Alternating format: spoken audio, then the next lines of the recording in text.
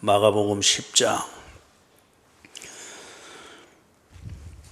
자, 우리 17절에서부터 22절 같이 읽습니다. 예수께서 길에 나가실새 한 사람이 달려와서 꿇어 앉아 묻자오되 선한 선생님이여 내가 무엇을 하여야 영생을 얻으리이까? 예수께서 이르시되 네가 어찌하여 나를 선하다 일컫느냐? 하나님 한 분 외에는 선한 이가 없느니라. 네가 계명을 안 하니 살인하지 말라, 간음하지 말라, 도둑질하지 말라, 거짓 증언하지 말라, 속여 빼앗지 말라, 네 부모를 공경하라 하였느니라. 그가 여짜오되 선생님이여 이것은 내가 어려서부터 다 지켰나이다.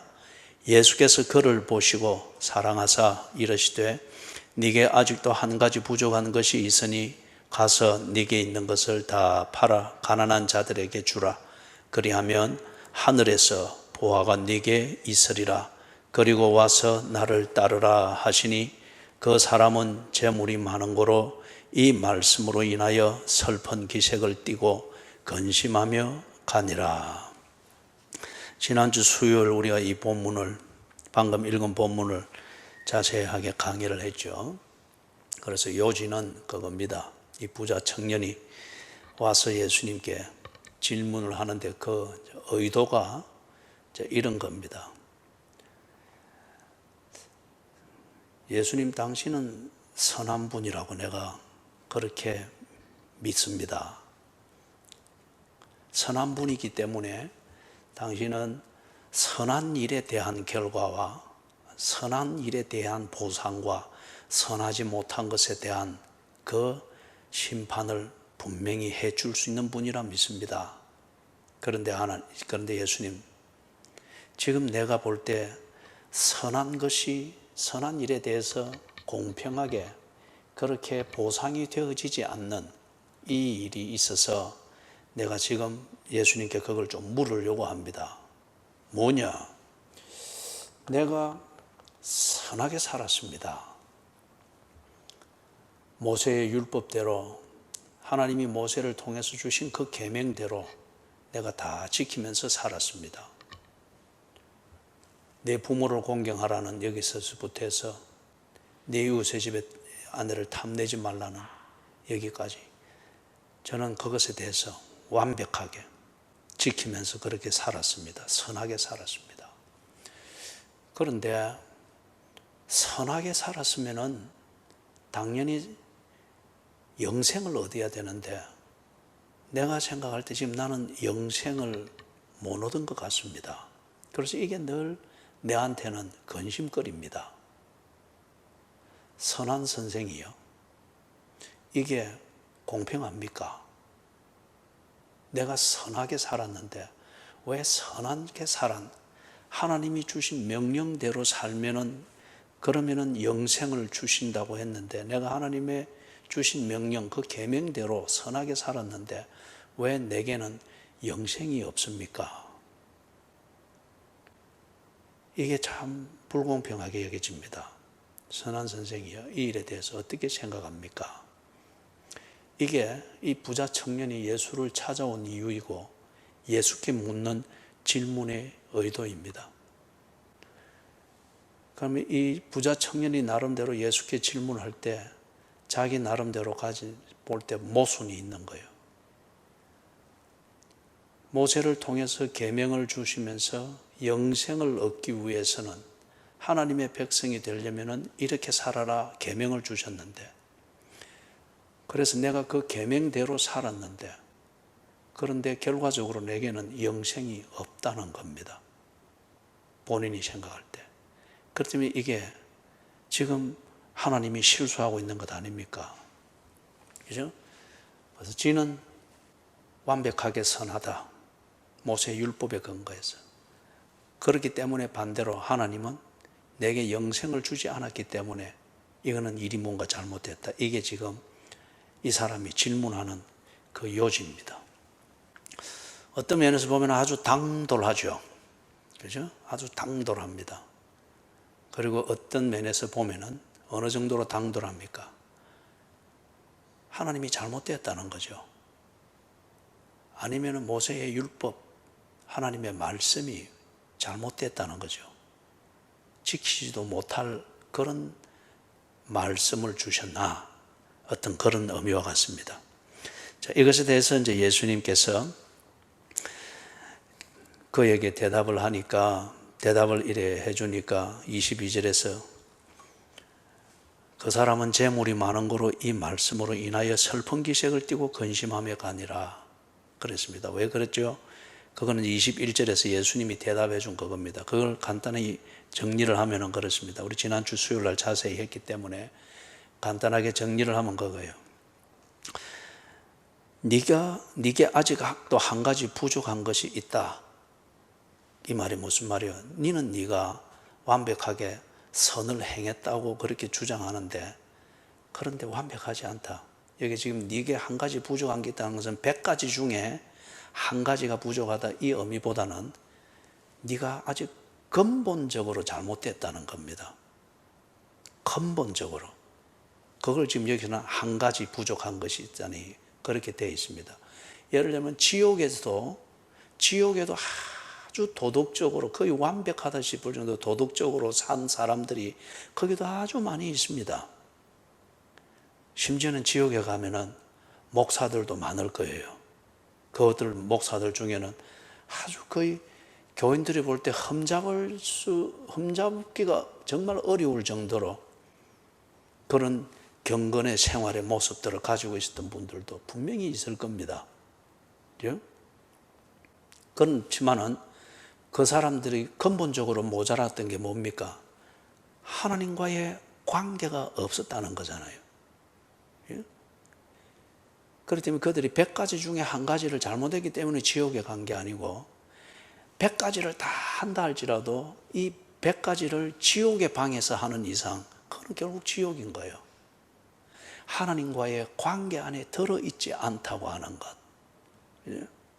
이게 지금 이 부자 청년에게는 없다는 겁니다.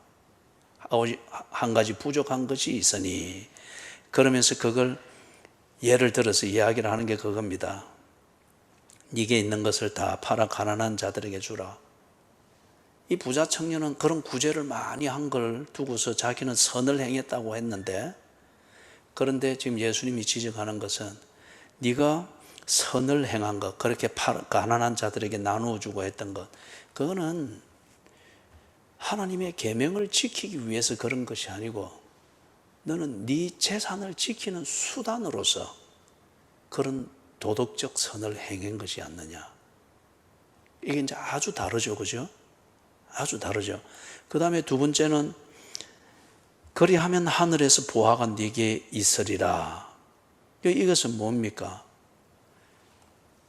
이 부자 청년은 정말 하나님의 계명을 지키기 위해서 자신에게 있는 달란트, 재물이든 선행을 하는 마음이든 도덕적으로 아주 다른 사람보다 높은 수준의 도덕을 행하던 것이든 그 사람이 가지고 있는 달란트일 수 있죠.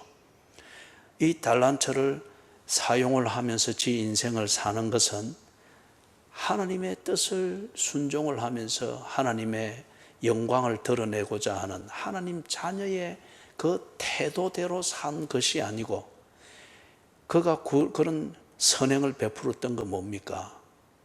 지 재산을 불리고 지 재산을 지키기 위한 수단이었습니다.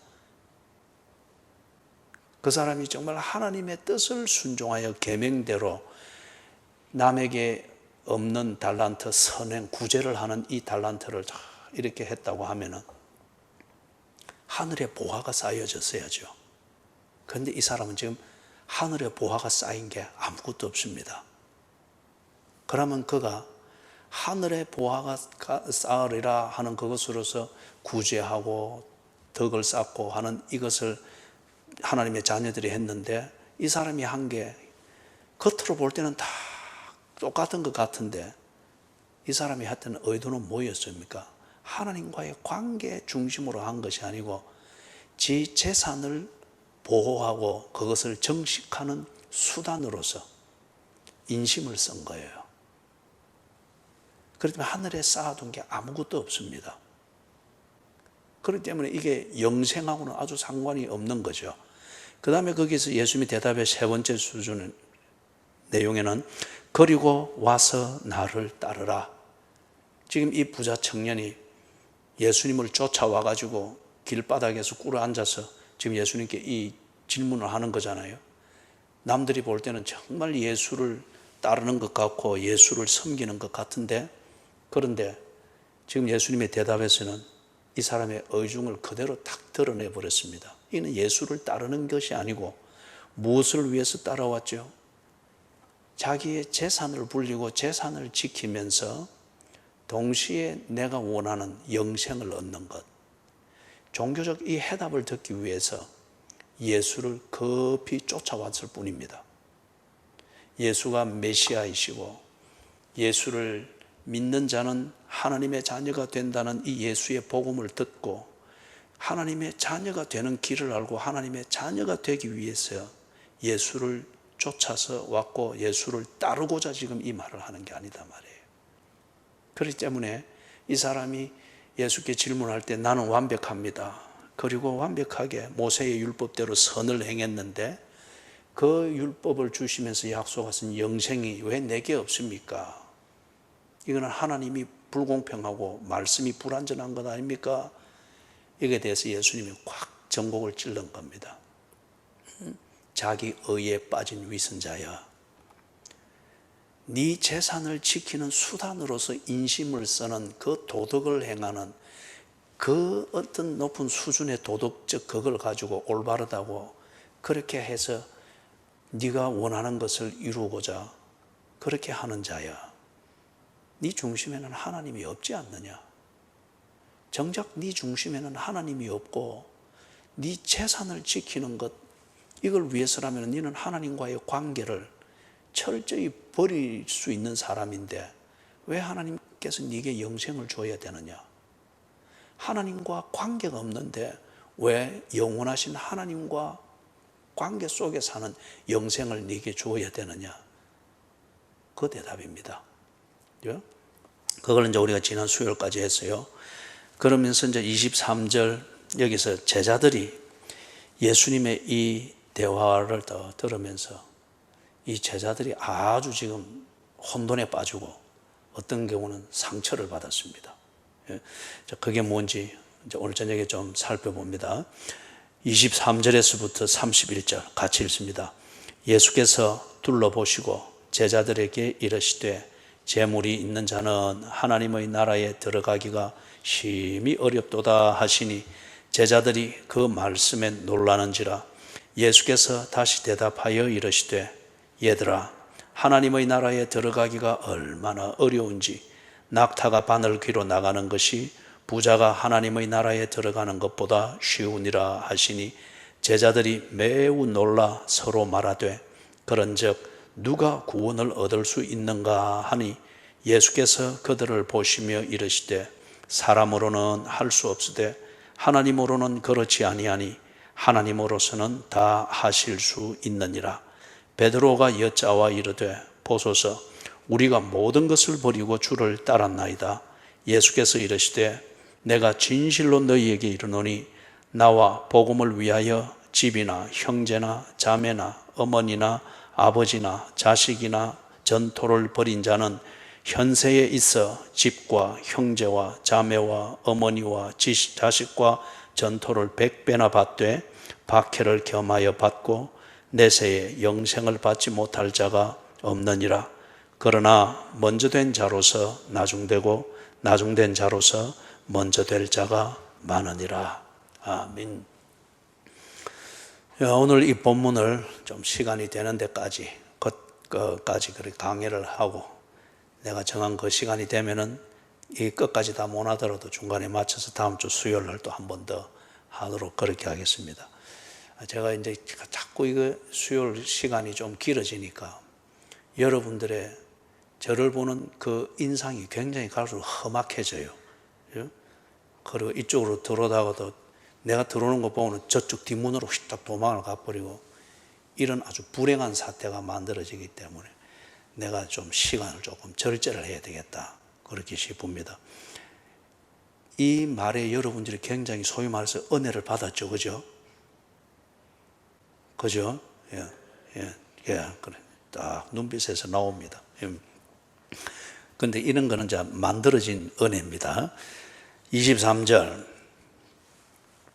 거기 보니까 예수님께서 둘러보니까 제자들이 지금 꼭 여러분들과 같은 그런 표정이고 분위기다 말이에요. 그죠?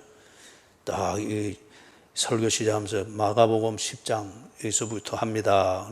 그러면 아이고 오늘은 언제 마칠고 그거부터 이래 다 서리면서 이래 되는 딱 예수님이 둘러보니 지금 제자들 분위기가 그런 거예요. 그래서 제자들에게 이르시되 설명을 해줍니다. 재물이 있는 자는 하나님의 나라에 들어가기가 심히 어렵도다. 그러면은 이 부자 청년 당사자는 이 말을 이렇게 딱 해주면은 이 설교를 이 부자 청년은 못 알아듣습니다. 오히려 굉장히 분노하겠죠. 이게 지 양심대로 산다는 수준 높은 도덕가들의 아주 그 자만함과 오만함입니다. 그죠? 나는 법 없이도 살 수 있다는 거예요. 그런데 뭐 내가 누구를 믿고 뭐 회개를 하느니 어쩌니 이 도덕가들이 우선 한 걸음 띄워놓고 보면은 참 반듯해서 참 상식이 깊이 통하는 것 같은데 그 이상은 더 교제가 어렵습니다. 절대 내가 간섭을 받는다고 하는 것, 그 다음에 내가 조금이라도 뭔가 잘못한 것으로 취급을 받는다는 이게 분위기만을 느껴도 이분들은 굉장히 속상해합니다. 이 부자 청년이 얼마나 자기의식이 있고 자기는 스스로 선하다고 생각하고 그렇기 때문에 영생을 받기에 합당한 자라고 스스로 여기고 있잖아요. 그런데 지금 예수님께서 이런저런 설명 없이 23절 제자들에게 해주는 이 말을 이 부자 청년에게 바로 이런 직접적 설교를 이런 표현을 했다고 하면 재물이 있는 자는 하나님 나라에 들어가기가 심히 어렵도다. 그러면 예수님은 이 부자는 다 이거 뭐 무시하네. 부자는 차별화하네. 여기가 무슨 공산주의인가? 막스주의의 어떤 그런 이론자들만 모인 건가? 막 갖다 퍼부을 수 있겠죠. 그죠? 그리고 막 이 상처를 얻을 수 있겠죠. 그렇기 때문에 부자 청년에게는 부자 청년이 얼마나 지 양심대로 살았다. 그러나 그 양심도 얼마나 부패했어요. 지가 가지고 있는 재산을 지키고 지가 가지고 있는 재산을 불리고 동시에 영생도 얻고 이걸 하는데 합당하도록 지를 관리하면서 했던 이게 기껏 그 사람의 양심이었지 않습니까? 그죠? 그렇기 때문에 여기서 딱 사로잡히게 되면 이 부자 청년은 뭐가 잘못되고 잘 모릅니다. 그렇기 때문에 예수님이 이 부자 청년이 자기 양심을 들여다보고 그 구린내 나는 양심에서 그가 선한 행위라는 포장을 입혀가지고 하고 있는 이 포장지만 벗기면 구린내가 나고 지옥의 구더기가 그대로 불불 나오는 것이 보이는 이걸 볼 수 있도록 자화상을 볼 수 있도록 예수님이 이 부자 청년에게는 그렇게 대화를 해준 거예요. 딱 해준 거예요. 반면에 이게 어떤 그러한 이유에서 그래 했는가 그 근본적 이유를 이제 이 제자들한테 설명을 해주는 겁니다. 그래서 그 근본적 이유가 재물이 있는 자, 다시 말해서 이 부자 청년은 지가 관리하고 정식하고 지키고자 하는 지 명예와 양심보다 더 중요하게 여기는, 그리고 지 양심은 지가 가지고 있는 재물에 대한 애착, 이것을 욕듣지 않고 지키는데 필요하게끔 지 양심은 그렇게 딱 다시금 따듬어졌습니다. 그렇기 때문에 이 부자 청년은 자기가 가지고 있는 재물, 그리고 이 재물에 대한 집착과 그 욕심, 이것 때문에 이 부자 청년은 하나님 나라에 들어가기가 그렇게 어렵다는 겁니다. 율법이 어려웠어도 아니고 기회가 없었어도 아니고 예수님이 설교를 잘못했어도 아니고, 지금 이 부자 청년은 자신의 재물에 대한 욕심과 이 집착 때문에 그것 중심으로 모든 걸 판단하기 때문에 예수의 말은 예수님이 말씀해 주시는 의도대로 그 뜻대로 들을 수가 없다는 거예요. 그렇기 때문에 모세의 율법도 지 욕심대로 해석해서 그리고 지 구린내 나는 양심에 합족한 대로 지켜왔다는 거예요. 그렇기 때문에 이 친구는 근본적으로 하나님 나라를 알고 들을 수 있는 이 감각 자체가 지금 없다는 겁니다. 그래서 하나님 나라에 들어가기가 어려우니라.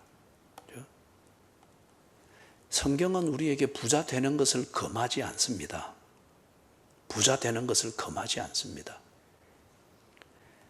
어떤 면에서는 우리가 남을 돕고 이웃을 사랑하고 자비를 베풀 때 내가 능력이 없고 게을르고 언제나 적극적이고 충동적으로 사는 것 때문에 정말 남을 도와야 될 때 없어서 못 돕는 그런 게 없도록 성실하게 살도록 그리고 재물 관리를 제대로 하도록 청지기 의식을 우리에게 오래 가르쳤습니다.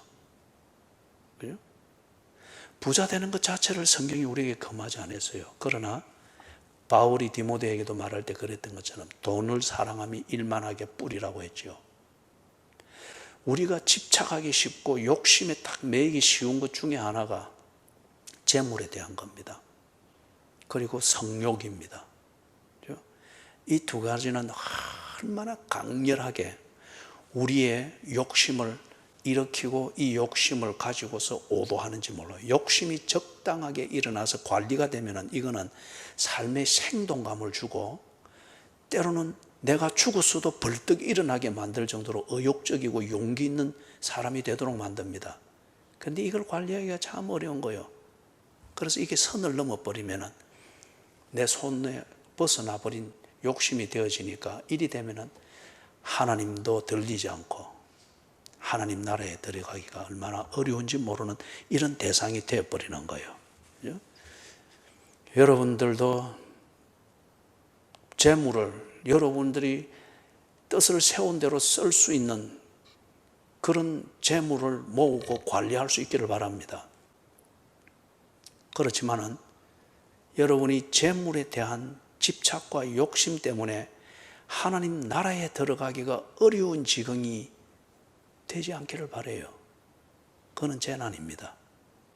간단한 예로 하나님 나라는 하나님이 통치하는 이 전체 구조를 보고 하나님 나라라고 하거든요.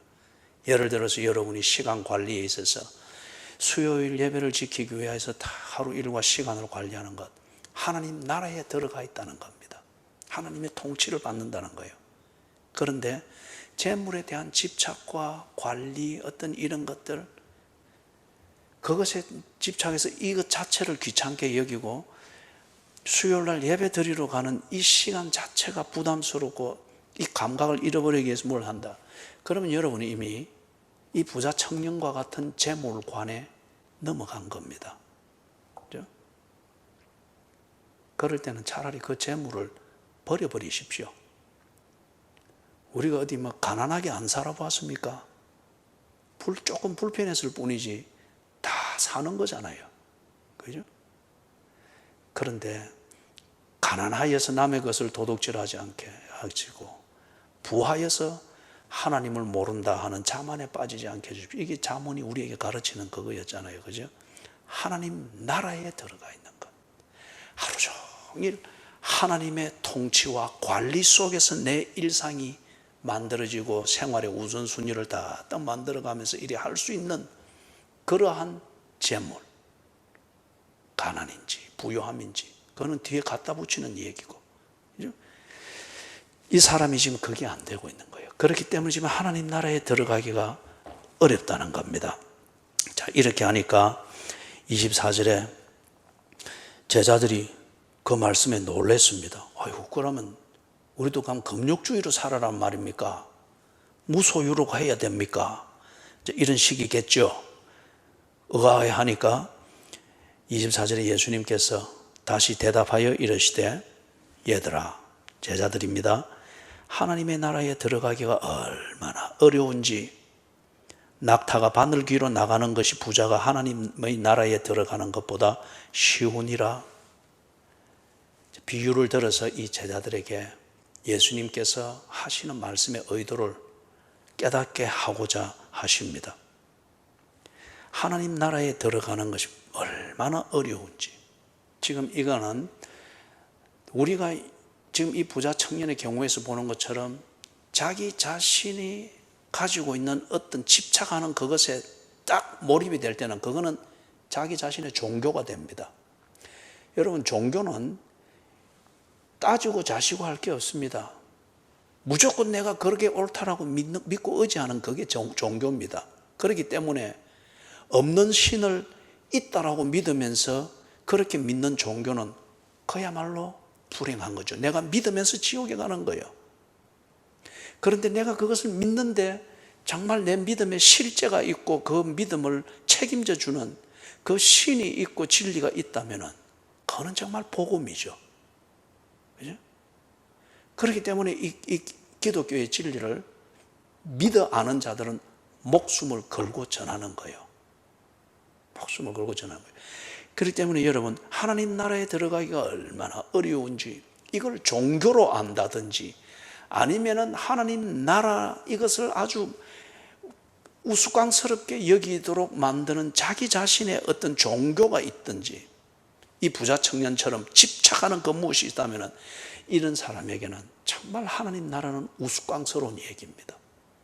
그리고 이거 믿다가는 굶어 죽기 딱 좋겠구만, 선하게 산다는 생색내다가 막 굶어 죽기 좋겠구만, 그렇게 여기기에 딱 좋은 게 하나님 나라에 관한 이 복음이에요. 사랑하는 여러분, 우리 스스로를 점검을 해보시라고요. 내가 뭔가 집착하면서 의지하고 있고 욕심에 매여서 집착하고 있는 그게 있을 때에는 다른 게 안 믿어집니다. 내가 집착하고 있는 그게 뭐 내용이 어떤지도 모르고 무조건 자기는 그것만이 옳다고 생각하기 때문에 그거 외에 다른 것, 그 집착하고 있는 것을 무시하고 버려야 되도록 만드는 어떤 얘기가 있을 때 그거는 무조건 틀린 것이 되는 거예요. 그래서 여기 지금 하는 게 하나님 나라에 들어가기가 얼마나 어려운지 비교를 하는 게, 낙타가 바늘귀로 나가는 것이 부자가 하나님 나라에 들어가는 것보다 쉬우니라.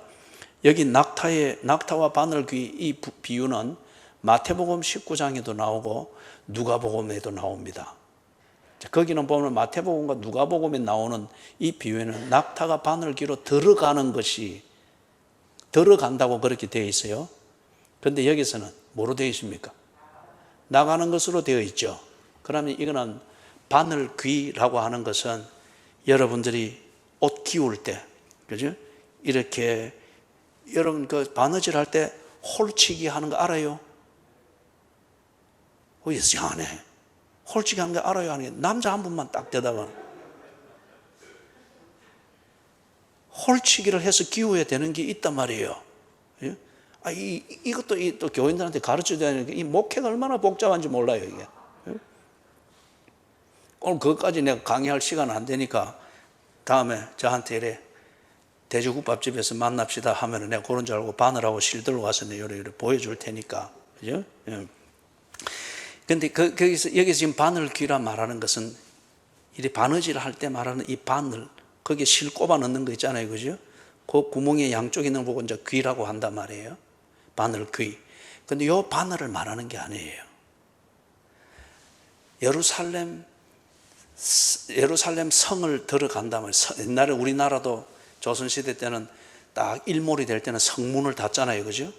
그리고 일출이 딱 되면은 또 성 밖에 농토가 다 있으니까 농사지으러 나갈 수 또 성문을 열고 그랬죠. 그것처럼 예루살렘 성벽이 딱 있단 말이에요. 그러면은 이 예루살렘 성벽을 들어가고 나가고 하는 문들이 몇 개가 있습니다. 몇 개가 있는 거예요.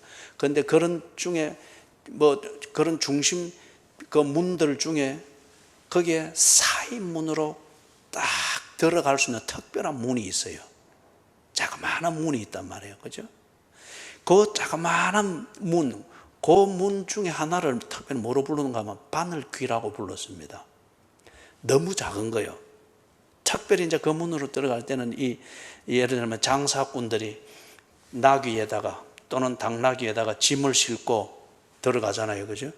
그럴 때에 특별히 이제 그런 문으로 들어가야 되면은 바늘귀라 일컬을 정도로 자그마한 물이고 특별한 경우 통행을 위해서 만들어 놓은 것이기 때문에 정상적으로 짐을 가지고 막 이리 나귀를 끌거나 아니면 그 조랑말을 끌고 이리 들어가기는 사이즈가 안 되잖아요. 그러면 짐 다 풀어야 됩니다. 그리고 그 짐을 사람이 들고 가는데 짐 무게하고 이게 있으면 사람도 힘들죠.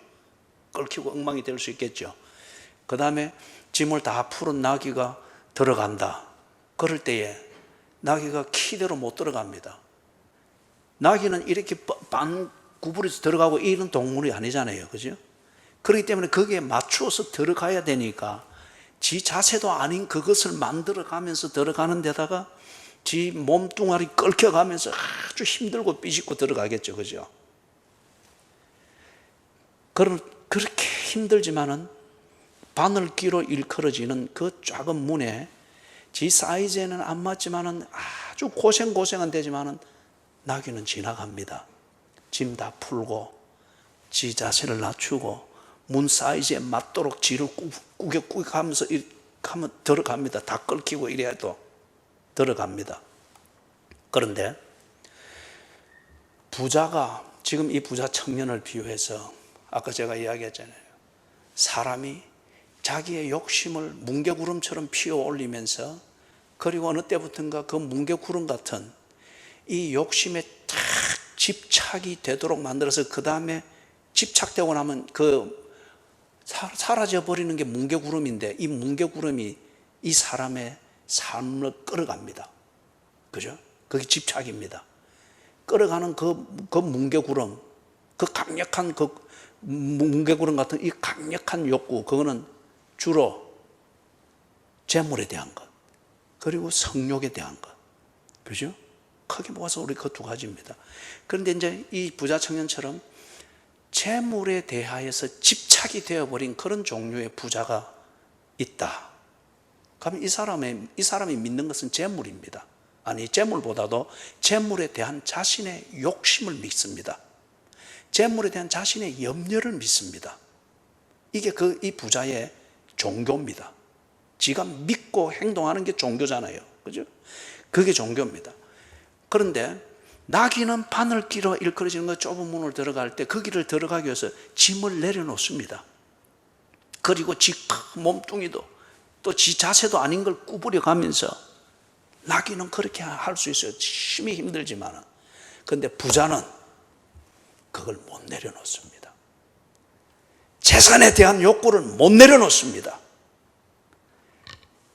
그 뭉게구름 같은 허황된 것임에도 불구하고 이것을 믿으면서 집착하여 딱 고리에 걸렸을 때에 부자는 내가 일하면 돈 벌 것이다, 일하면 내일 창고를 더 지을 것이다, 일하면 뭘 할 것이다 하는 재산 관리에 대한 것과 재산을 더 불리는 것에 대한 자신의 계산과 그 검증되지 않는 계산에 대한 자신의 집착, 이걸 정말 내려놓기 어려워요.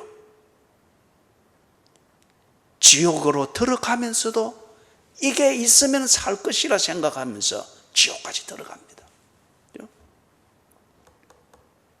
그렇기 때문에 이걸 이렇게 비유를 한 거예요. 부자가 하나님 나라에 들어가는 것이 낙타가 바늘귀로 들어가는 것보다 더 어려우니라. 지금 여기서는 나가는 것이라 했죠. 그래서 아까 그걸 비유를 했던 것은 마태복음과 누가복음에서는 이 똑같은 비유인데 거기는 바늘귀로 들어가는 것이라 했단 말이에요. 그런데 여기서는 바늘귀로 나가는 것이라. 그러면 이거는 분명히 바늘질하는 이 바늘을 말하는 것이 아니고 이거는 건축물의 한 조그마한 문인 것을 말합니다. 들어가고 나가고 이것을 말하는 그 구조물인 것을 알 수 있다는 것이죠. 자, 그래서 이 부자가 그러하듯이 성욕에 집착해 있다고 하면은 그 참 그럴 때 정상 생활하기 어렵습니다. 그죠? 부끄러운 것은 알지만은 그 욕구를 못 버리니까 괜찮은 척 도덕의 옷을 입고 언제나 이 성욕을 또 즐기는 자리는 언제나 어둡고 부끄러운 이중 생활이기 때문에, 그런데 또 불구하고 이걸 못 내려놓습니다. 낙타는 짐을 다 내려놓는데 그게 생계수단이고 먼 길에서 왔으면은 그 한 달간의 그 긴 장사 그 여정에 그 모든 것이 그 낙타의 그 나귀에게 실려 있는 그 짐인데 들어가기 위해서 다 내려놓습니다. 그런데 인간의 욕심이라는 뭉게구름에 탁 걸려버린 이 집착, 이것은 정말 못 내려놓습니다. 그래서 하나님 나라에 들어가기가 얼마나 어려운지, 불가능하다고는 말하지 않았습니다. 그러나 얼마나 어려운지. 그래서 26절에 제자들이 매우 놀랐습니다. 이 전개가 참 재밌죠, 그죠? 제자들이 처음에는 일어나 놀랬죠. 24절에. 그 다음에 예수님이 또 한 말씀 또 해주니까 그 다음에는 26절에서는 매우 놀랐습니다. 야, 이러면 이 누구였나? 그래서 예수님께 묻는 게 그런즉 누가 구원을 얻을 수 있는가? 저것끼리 이제 막 수근수근합니다. 아유, 우리 교회 잘못 찾아왔다. 이 예수님이 뭐 놀라운 일을 행하고 설교를 아주 산상수훈하던 이런 거 한다더만은 이 무슨 설교가 이렇노? 이 그러면 하나님 나라에 들어갈 자가 누가 있노? 이런 설교를 들으러 왜 우리가 오노? 하는 그런 시기예요. 그런즉 누가 구원을 얻을 수 있는가? 저것끼리 수군거리는 거예요. 그러니까 27절에 예수께서 그들을 보시며 이르시되 사람으로는 할 수 없으되 하나님으로는 그렇지 아니하니. 그 다음은 여러분이 읽으십시오. 예. 그런즉 누가 구원을 얻을 수 있는가? 오늘 저는 27절까지만 강의를 해야 되겠습니다. 그런즉 누가 구원을 얻을 수 있는가? 이게 무슨 말인가? 여기에 어떤 게 포함이 되어 있는 거예요? 이 제자들도 지금 나름대로 자기들이 할 만큼 하고 있다는 겁니다. 부자 청년이 예수님 앞에서 이리 했다. 어쩌면은 이 제자들이 들으면서 속으로 비웃었을 거예요. 아이고, 그 정도 한 것 가지고. 예? 이거는 지금 예수님께서 이 부자 청년에게 지적하시듯 그 근본적으로 하나님과의 관계, 이것을 모르고 복음의 진리를 모르는 상태에서 엉뚱한 소리 한다 하는 예수님이 지적하시는 이 관점에서가 아니고 비교의식에서 부자 청년이 말하는 것도 아이고, 네가 그 정도 했나? 우리는 다 버리고 왔다. 우리는 다 버리고 왔다. 그러면 이거 뭐예요? 뿌리는 부자 청년이 가지고 있는 이 정서와 중심과 똑같은 거잖아요. 그래서 지금 여기서 그런즉 누가 구원을 얻을 수 있는가? 이 말은 우리가 지금 할 만큼 하고 있는데, 상당히 많이 하고 있는데, 저 부자 청년이 말하는 것 저것보다도 더 많이 우리가 하고 있는데, 재물, 자기의 의, 도덕, 열심, 어떤 이런 것도 저 부자 청년 하는 것보다 더 뛰어난데 우리가 하는 게. 그런데 이런 것으로도 하나님 나라에 못 들어간다. 이 정도까지 하는데도 우리가 하나님 나라에 못 들어간다. 그렇게 하면은 누가 들어갈 수 있는가? 그죠? 여기서 열심이라고 하는 게 이 부자 청년이 지금 예수님을 찾아서 쫓아왔잖아요. 그리고 길바닥에 꿇어 앉아가지고 지금 예수님께 막 이리 묻잖아요. 그죠? 거기에 비하면은 이 제자들은 한 번 뭔가 하기 위해서 쫓아와가지고 무릎 꿇고 이 정도가 아니잖아요. 3년이었습니다. 3년. 그걸 위해서 예수님과 동고동락을 했습니다. 여러분은 지금 한 주에 하루 저녁 나와서 그것도 대단한 거죠. 그죠? 대단한 거죠. 그런데 부자 청년이 만약에 그런 게 가지고 만약에 지금 예수님 앞에 내가 이 정도로 열심히고 예수님을 쫓아왔습니다.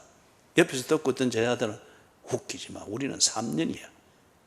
3년 동안 지금 예수님과 동고동락하고 있어요. 이런 자세란 말이에요. 그런데 그런 것으로서도 하나님 나라에 들어갈 수 있는 것이 아니다. 어렵다. 그리 말하니까 그러면 어쩌란 말입니까? 더 뭘 하라는 말입니까? 이러고도 하나님 나라에 못 들어간다.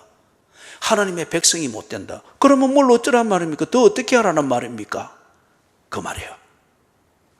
그에 대해서 예수님의 대답이 그들을 보시며 이러시되, 참 참 예수님도 한번 이런 걸 이제 읽으면서 보면은 예수님도 참 딱해요.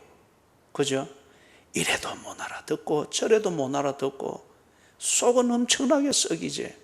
그래 또 가르쳐 주면 또 똑똑한 척 요래 또 갖다 들이밀지. 이거 우째해야 되겠습니까? 이거? 아니, 우째해야 되겠습니까?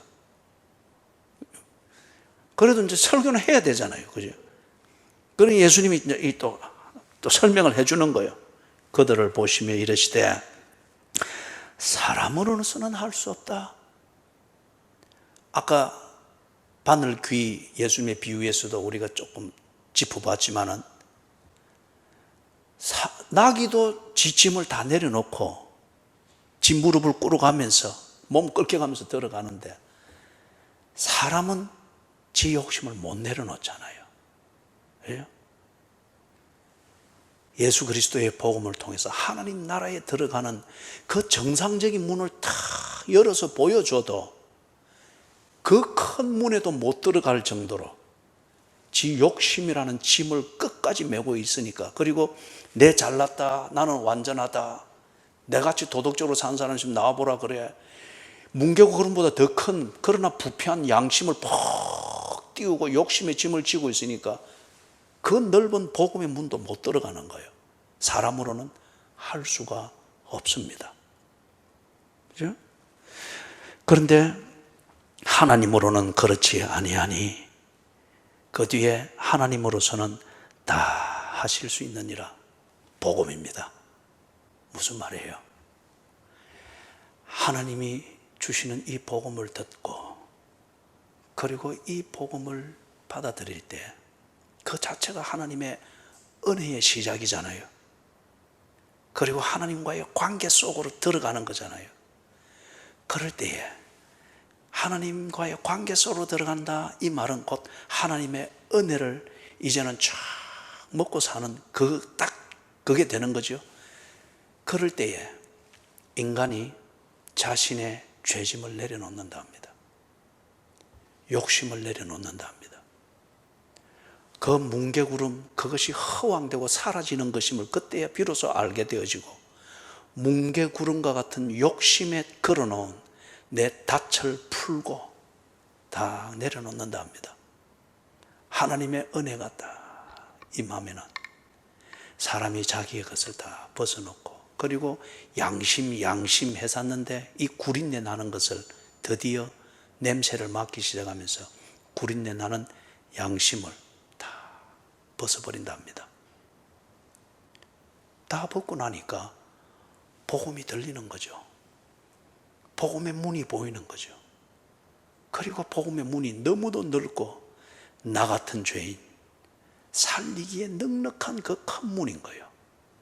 들어갑니다. 여러분, 출애굽기에서 보면 성막을 짓는 설계도가 나오죠. 거기에 성막으로 들어가는 울타리에 정문의 넓이가 9m 정도 됩니다. 아마 제 기억에 그런 것 같아요. 한 9m 정도 됩니다. 그런데 성막으로 올 때에 오는 사람들이 뭘 가지고 오라고 했습니까?